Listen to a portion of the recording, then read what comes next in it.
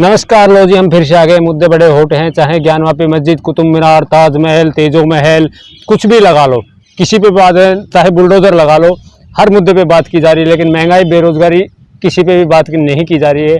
इसी की पे बात करने के लिए हम हमारे साथ है सोशल एक्टिविस्ट उत्तम जी। उत्तम जी, ये सारे तो मुद्दे आ रहे हैं, बुलडोजर, अवैध कब्जों पे कह रहे हैं कि बुलडोजर चला जा रहे हैं, सारे मुद्दों को आप किस प्रकार देखते हैं? मैं ये समझता हूँ कि जो भी संपत्ति देश के अंदर है, कोई भवन का अगर निर्माण हुआ है तो वो संपत्ति है। बिल्कुल। व्यक्ति की जो संपत्ति होती है वो भी किसी न किसी रूप में राष्ट्र की संपत्ति होती है। बिल्कुल। तो चाहे वैध हो, वैध भवन हो, अवैध भवन हो, वो कुल मिला के राष्ट्र की संपत्ति है और राष्ट्र की संपत्ति को नष्ट करना एक अपराध है। इस तरह से बुलडोजर बना के राष्ट्र की संपत्ति का नाश कर देना, उसको ध्वस्त कर देना, राष्ट्र की संपत्ति का नुकसान करना है और ये मेरी नज़र में ये एक अपराध है और इन अपराधियों को सजा मिलनी चाहिए। उत्तम जी, इसका मतलब ये तो थोड़ी ना है कि आप कहीं भी जाके किसी भी जगह पे कब्जा कर लेंगे सरकारी प्रॉपर्टी। ये तुम आप ये मानते हैं कि इस तरह से ये जो शासन व्यवस्था है, जो प्रशासनिक व्यवस्था है, ये उसकी असफलता है। जो कि कोई भी मकान एक दिन में नहीं बन सकता, कोई बिल्डिंग एक दिन में नहीं बन सकती। इसका मतलब आपका जो प्रशासनिक तंत्र है, शासन व्यवस्था है, उसमें कहीं खामियां हैं और उसकी खामियां का दोष एक आम नागरिक को या किसी देश की संपत्ति को या देश की उस व्यवस्था को आप नहीं दे सकते, आम नागरिक को नहीं दे सकते। मेरा यह मानना है कि कोई भी सरकार हो, कोई भी प्रशासनिक व्यवस्था हो, उसे हमेशा एक रचनात्मक दिशा में काम करना चाहिए। अब अगर भवन कहीं बन गए हैं, अगर वो किसी तरह से राष्ट्र की विकास में रुकावट नहीं है, जैसे कि किसी राजमार्ग के किनारे आ रहे हैं, किसी प्रशासनिक निर्माण कहीं होने वाला है, उसके लिए अगर वो व्यवधान पैदा कर रहे हैं तो निश्चित रूप से वो चाहे वैध हो चाहे अवैध हो, उसको ध्वस्त करना ही चाहिए। तो वहीं तो करें ना, दोषी का तो विरोध करें। परंतु केवल आम बस्ती में जाके ये कह देना कि ये नक्शे के हिसाब से बना हुआ नहीं था, उसको तोड़ देना।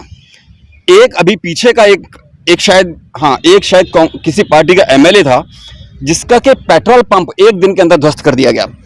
पेट्रोल पंप बनाने का सपा के विधायक जी ने, किसी का विधायक, मेरी नजर तो उस पेट्रोल पंप को उसने अपने आप नहीं बनाया होगा, उसका डिजाइन उसने खुद नहीं बनाया होगा। पेट्रोल पंप सरकारी कंपनियों ने या किसी कंपनी ने ही बनाया होगा, उसका डिजाइन उसी ने बनाया होगा, उसी ने जमीन सेलेक्ट की होगी, उसके बाद वहां पर निर्माण किया होगा और एक दिन के ऊपर बिना नोटिस या दिया भी एक दिन के नोटिस पर उसको तोड़ दिया गया। ये सिर्फ विद्वेष होता है ना। जैसे आप कह रहे हैं कि गरीबों पे बुलडोजर चलता है, तो आप ये गरीबों पे नहीं, विधायकों पे भी चल रहा है ना। जो गलत करेंगे उन पे बुलडोजर चलेगा। ये राजनीतिक विद्वेष के चलते चल रहा है। कुल मिला के अपनी राजनीतिक दुश्मनी में आप ये भूल गए हैं कि आप राष्ट्र का अहित कर रहे हैं। आपने एक संपत्ति को जो कल तक लोगों के भले के लिए काम कर रहे हैं, जन कल्याण के लिए, जो पेट्रोल पंप कोई आम व्यक्ति के हित की बात नहीं है, केवल वो एक डिस्ट्रीब्यूशन का सिस्टम भी है। पेट्रोल पंप को ऊर्जा के एक स्रोत को डिस्ट्रीब्यूशन की व्यवस्था भी है।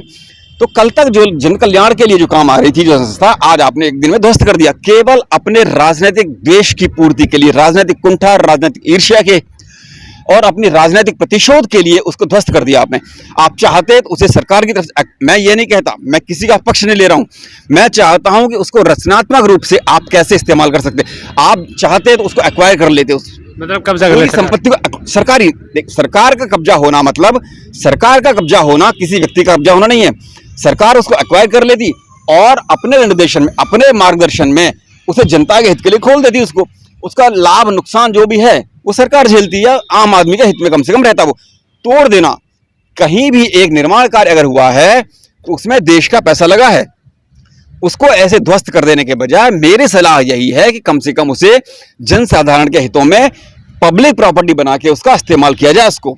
और अभी जो मौजूदा माहौल चल रहा है हिंदू मुस्लिम का, उसको किस प्रकार देखते हैं? ये बात ठीक है कि हजारों सालों से इस देश में अलग अलग समय पर अलग अलग विदेशी आक्रांता यहाँ पर आए और उन्होंने देश की व्यवस्था को कहीं ना कहीं रूप से दूषित किया। और जाहिर है कि जब कोई आक्रांता आता है तो यहाँ के उसका मकसद केवल लूटपाट करना होता है समय के साथ में। लेकिन उनके ही वंशज जब उसी देश में रह जाते हैं तो वो उसी देश का एक हिस्सा बनकर उसी देश का हिस्सा हो जाते हैं।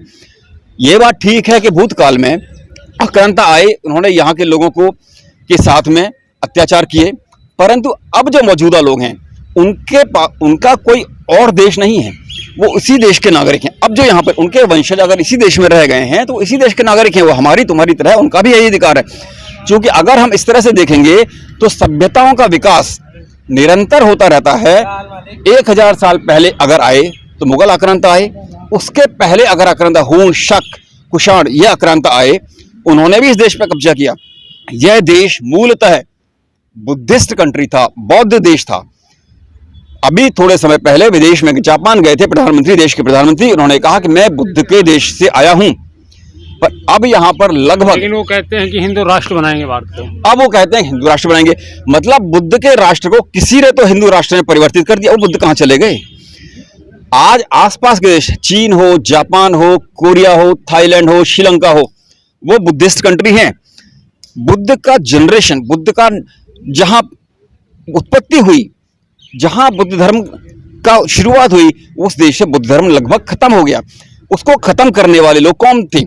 अब अगर हम इसी विनाश की दृष्टि से देखने लग जाएं, तो हो सकता है कि आज जो देश में पुराने बुद्ध के मानने वाले लोग हैं, उनको भी दिल में प्रतिशोध की भावना आएगी कि हमारा नाश किसने किया।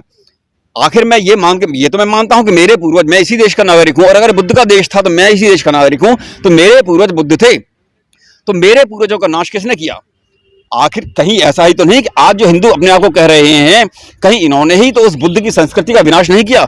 बुद्ध के जो निर्माण थे, बुद्ध के जो हम कहना चाहिए जैसे स्तूप थे, या और जो संरचनात्मक, जो सांस्कृतिक उसके जो उस समय, हाँ, जो भी धरोहरें थी, उनका कहीं ना कहीं किसी ने तो विनाश किया, किसी ने उनको ध्वस्त किया। तो कहीं उनके मन में भी ये प्रतिशोध की भावना अगर आ गई, और वो भी कहने लग गए कि उन्होंने भी हिंदुओं के खिलाफ, हिंदुओं के अवशेषों को उसी तरह नष्ट करने की भावना से अगर आ गए, तो सिवाय विनाश के और कुछ नहीं होगा। हमें कोशिश ये करनी चाहिए जहां तक हो सके शांति और सद्भाव का वातावरण बनाना चाहिए। मेरा एक आम नागरिक की तरह से ये कहना है। सद्भाव का वातावरण बनाना चाहिए। उत्तम जी, जिस प्रकार से ज्ञानवापी में शिवलिंग प्राप्त होने के बाद अब कुतुब मीनार की भी खुदाई के आदेश दे दिए गए, इस सब माहौल को किस प्रकार डाइवर्ट किया जाता है? नहीं, सवाल देखिए, कहीं ना कहीं सत्य को सामने आना ही चाहिए। अगर कोई बात जहां तक हो सके, अगर शांति सद्भाव से बात बनती है तो ठीक है। जब कभी भी एक विवाद कहीं होता है, देखिए मेरे और आपके बीच विवाद होता है, तो अच्छा यही है कोई तीसरा पक्ष उसके विवाद को सुने। अगर हम न्यायालय पर लोगों को आमतौर पर व्यवस्था है, तो इसमें बजाय किसी सरकारी तंत्र को शामिल होने के न्याय की प्रक्रिया पर हमें भरोसा करना चाहिए। न्यायालय जो आदेश दे रहा है भी, उसके ऊपर ना तो मैं कमेंट करूंगा, किसी तरह की टिप्पणी करना मुझे पसंद नहीं। न्यायालय अगर आदेश दे रहा है और सच्चाई सामने आनी चाहिए। आपके पर्सनल है, आप टिप्पणी करना चाहते हैं नहीं करना चाहते, लेकिन जब से शिवलिंग प्राप्त हुआ है, हिंदू पक्ष की दावा किया जा रहा है कि शिवलिंग प्राप्त हुआ है, वही मुस्लिम पक्ष उसको फुहारा बताने में लगा हुआ है। तो इन दावों को किस प्रकार आप फिर से एक ये विवाद की बात है। देखिए, मैं कह रहा, हिंदू पक्ष एक बात कह रहा है, एक मुस्लिम पक्ष एक बात कह रहा है। इस तरह के विवादों के निपटारे के लिए कोई समिति बनाई जा सकती है दोनों तरफ से, न्यायालय के निर्देशन में इसका फैसला किया जा सकता है, और अंततः उसका फैसला उस तरह शांतिपूर्ण तरीके से उसका फैसला हो जाए। बजाय इसके कि इसको विद्वेष की भावना में बदले, बजाय इसके कि सड़कों पर आके लोग फैसला करने लगे हैं। एक निश्चित न्यायिक प्रक्रिया है, उस न्यायिक प्रक्रिया का पालन करते हुए हमें, और सत्य से क्यों आंखें चुरानी है। वहां पर जो कुछ भी था, किसी को यह नहीं कहना चाहिए कि यहाँ पर जांच नहीं होनी चाहिए। जांच तो करने में कोई, अगर आपको लगता है कि मेरे पास किसी तरह का कोई अवैध कोई मैं लेके चल रहा हूं, तो जांच करना चाहिए। एक और मुद्दा निकल के आता है, महापुरुषों की जो प्रतिमाओं के साथ छेड़छाड़ की जाती है, लेकिन उन पर कोई कार्रवाई नहीं होती। अभी हाल ही में एक आपने देखा भी होगा, सुना भी होगा, दिल्ली में भी नेहरू जी की प्रतिमा के साथ कुछ छेड़खानी करने की कोशिश की गई। मेरे लिए निहायत की शर्मनाक बात है जो हमारे देश के महापुरुष हैं, केवल राजनीतिक दुर्भावनाओं की वजह से उनके ऊपर आक्रमण किया जा रहा है। इस तरह से कभी संस्कृति या इतिहास नष्ट नहीं किए जा सकते। अगर आपको कल परसों की एक बात है कि एक महिला किसी से पूछा गया था कि इतिहास से छेड़छाड़ जो कर रहे हैं या करने की उनकी भावना है, तो उसने कहा इतिहास नया लिखा जाता है, आप अच्छे काम करेंगे तो नया इतिहास लिखा जाएगा, परंतु इतिहास को, आप पुराने इतिहास को मिटाने की कोशिश करेंगे तो आपको ऊपर जाना पड़ेगा, उन इतिहास पुराने जिन्होंने इतिहास बनाया था उनके पास जाना पड़ेगा, उनसे पूछ के आना पड़ेगा आपको कि भैया क्या इतिहास था सही। क्योंकि नया इतिहास लिखिए आप, वहां तक तो ठीक है, पुराने इतिहास को तोड़ मरोड़ के उनको, जो पुराना इतिहास जो कोई भी होता है वो भी हमारी संस्कृति का एक हिस्सा होता है। कुतुब मीनार हो, ताजमहल हो, या शिव के मंदिर हो, या विष्णु के मंदिर हो, ये सारे के सारे हमारे इतिहास की धरोहरें हैं जो 300-400 साल से बनी हुई हैं। अब वो किसी ने आक्रांता ने बनवाए थे, किसी ने बनाए थे, वो एक अमिट स्याही है हमारे इतिहास की, उसको बनाए रखना हमारा। जैसे कि तालिबान जो करते हैं, बुद्ध की मूर्ति तोड़ दी, हजारों साल पुरानी बुद्ध की मूर्ति तोड़ दी उन मूर्खों ने, ऐसा ही वही काम हमें नहीं करना चाहिए। ये हमारे लिए एक धरोहर है। अब चाहे वो अंग्रेजों ने बनाए, चाहे मुस्लिम ने बनाए, चाहे बुद्ध ने बनाए, किसी ने बनाए, वो हमारे लिए सांस्कृतिक और ऐतिहासिक धरोहर हैं, उनको बनाए रखना चाहिए हमें।